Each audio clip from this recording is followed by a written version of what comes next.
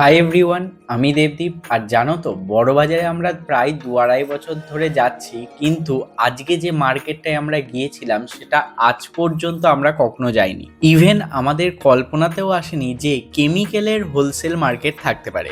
হ্যাঁ, ঠিকই শুনেছো, কেমিক্যাল অর্থাৎ ফিনাইল বলো। সেই ফিনাইলের আবার কয়েক রকমের ভাগ আছে, স্যানিটাইজার আছে, থিনার আছে, এছাড়াও বিভিন্ন ধরনের কেমিক্যালের এই মার্কেট ছিল আজকে তোমাদের জন্য। মানে শেষ অবধি আমরা যে গোডাউনটায় গিয়েছিলাম সেখানে নাকি 171 রকমের কেমিক্যাল তখনও ছিল। আর এইসব দেখে শুধু একটা কথাই মনে হচ্ছিল যে বড়বাজারে টাকা দিলে হয়তো বাঘের দুধও পাওয়া যাবে। মানে জাস্ট একটা কথা ভেবে দেখো, 2-2.5 বছর ধরে আমরা টানা বড়বাজারের অলিতে গলিতে এই দোকান সেই দোকান ঘুরেছি, কখনো শুটের কাজে, কখনো নিজেদের বিজনেসের কাজে, কিন্তু এই মার্কেট আমাদের কাছে একদমই অধরা হয়েছিল।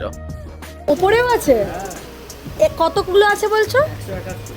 171খানা কেমিক্যাল আছে ভাই ওপরে। আর একটা কথা কি জানো তো, যখন আমরা এই জেঠুকে জিজ্ঞাসা করলাম যে 36 বছর যে তুমি এই কেমিক্যালের মধ্যে এসে কাজ করছো, তোমার কোনো অসুখ হয়নি?